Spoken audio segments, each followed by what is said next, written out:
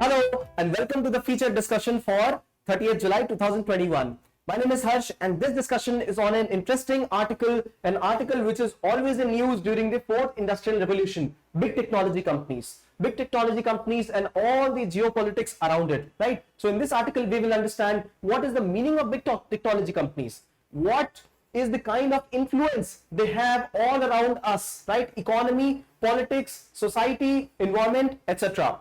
What specific impact does it have on India, right? Because most of the companies belong to America and Europe. So what impact does it have on India, and what is the way forward in this kind of situation for us, right? So before anything, let us give a quick round of understanding of how much money these kind of companies have, right? Now, this is the fourth industrial revolution we are talking of. The first industrial revolution was on machines, so steam engines, right? Generation of energy through steams. The second one ensured that there be electricity, right? So faster and better efficient machines. The third one was on digitization of technology, right? So having computer technology in. And the fourth industrial revolution, we have just come into it. It is about Internet of Things.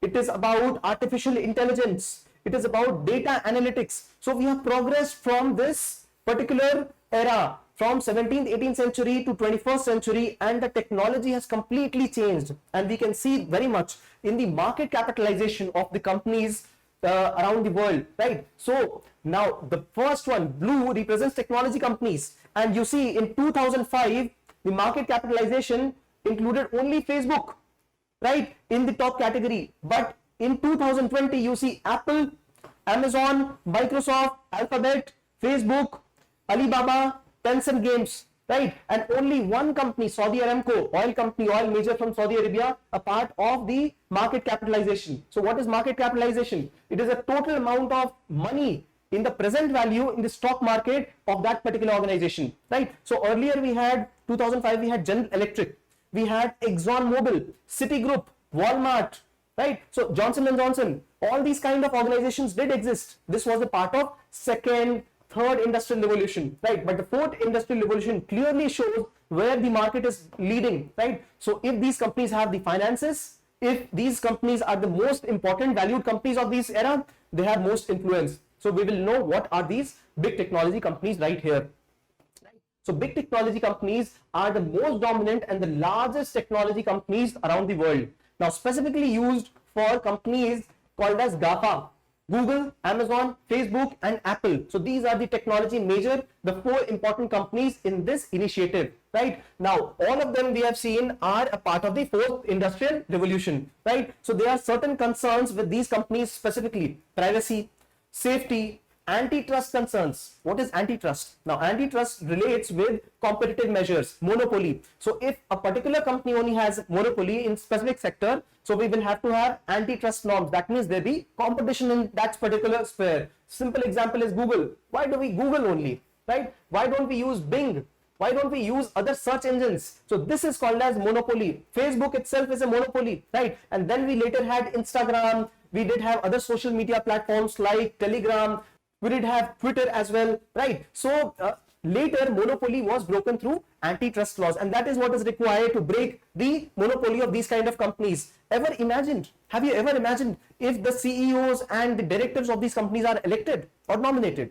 They are elected and they have huge, humongous powers, because these technologies do not span over a geographical terrain. They are global in nature, right? So the technology influence of America is also in India, also in Russia. And this goes without saying that these people, the technology heads, are not elected representatives. Unlike the presidents, unlike the prime ministers, they are elected and they are representative of the people. They are accountable to the people. But are these organizations accountable? No. So they have huge finances. They are less accountable, right? They also try to save finances. We have seen that through tax saving norms, right? So now this is where we have to understand what is the kind of influence they have over our society. So let us look at the influence of these kind of companies. First of all, since we understood that we are in the fourth industrial revolution and technology is the most important factor here, specifically information technology, these are the companies owning that technology. These are the companies which are also owning that kind of information. So the first influence that they have on us is the changing nature of these technology companies, right? Because they have started gaining the kind of momentum, information. So this is the ultimate power, because this power can actually influence people, right? So this is the first influence, the changing nature of these companies, and the fastest changing nature, right? Also, now since many companies like this have grown in America, they have a safe harbor provision. So let me talk in brief about what it means.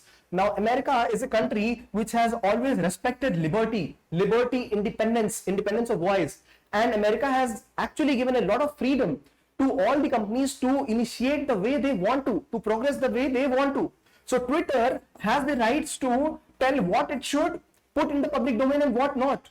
And now, since everybody is using Twitter, Twitter has got more autonomy, more control of what it has to show. So it actually cherry picks. It shares what it wants to share with people. It encourages only those kind of particular posts that it thinks are important, which is not accurate, because now the influence of these technology companies is not just about their representation, it is also about social media.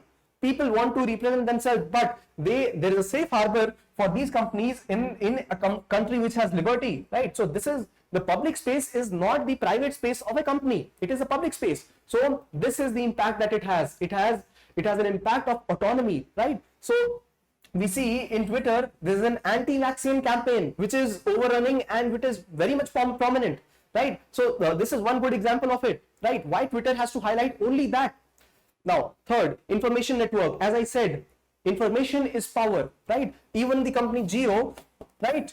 So Jio, if you overturn, it comes to oil.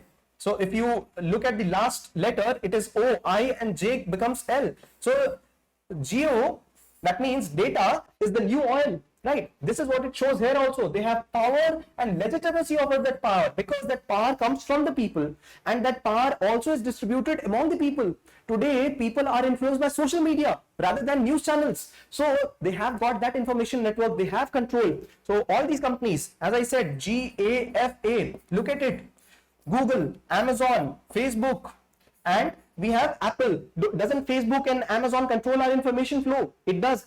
Amazon knows what we are purchasing, what kind of products we are looking at. Google knows even where we want to go next, right? So these are the kind of information they control over us. So huge, tremendous control, right? Also, they have this frontier technology to improve, to improvise, to create and change every now and then. So this is the kind of age we are in, and this is very, very much powerful. This kind of big technology companies, they are very, very powerful.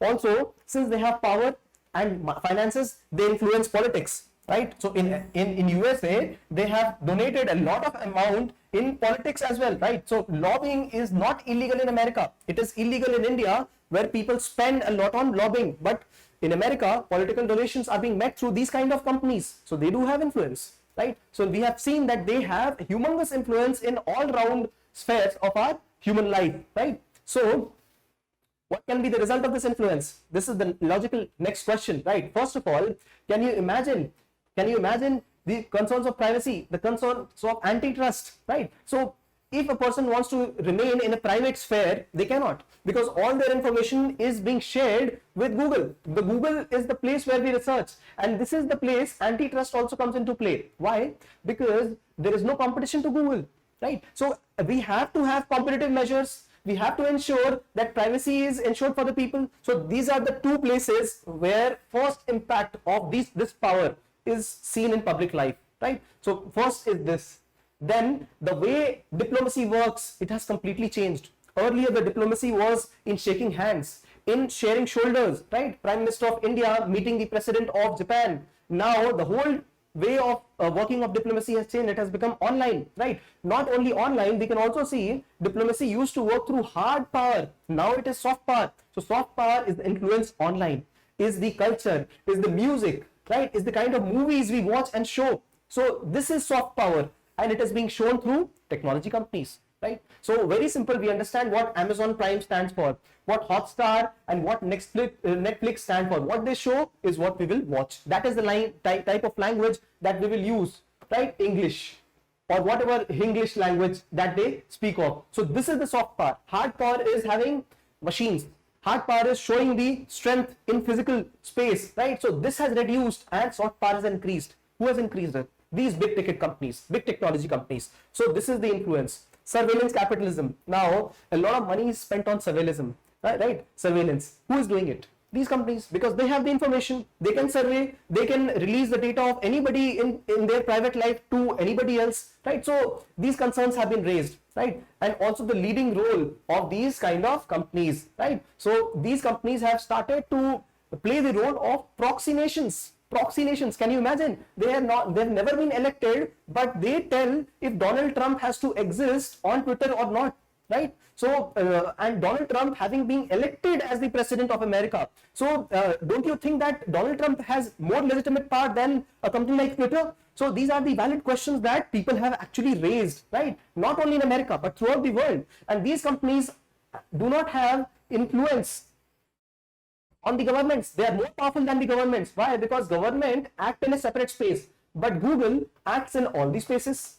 These governments have limited influence over the other country, but these companies have, Google has influence in India, it has influence in America, it has influence in Europe, right? All these spaces. So this has to be very carefully tread, right? Concerns for India. The first important concern is of that of privacy, right? We also have known how allegedly Cambridge Analytica participated in our elections, right? So something that should not have happened, right? Now, loss of technological sovereignty, right? Now, if we have data, why do we have to share it with these companies, right? Why do they have to particularly utilize, specifically India being a country which generates a lot of amount of free data, right? Since the mechanisms are not set up here, mechanisms are better set up in America and Europe. India is left to the discretion of these kind of companies. So we need to have privacy laws for people, right? Privacy and the cost of data, cost of using data must be established, right? So this is important, specifically when India generates a lot of data, right? Now,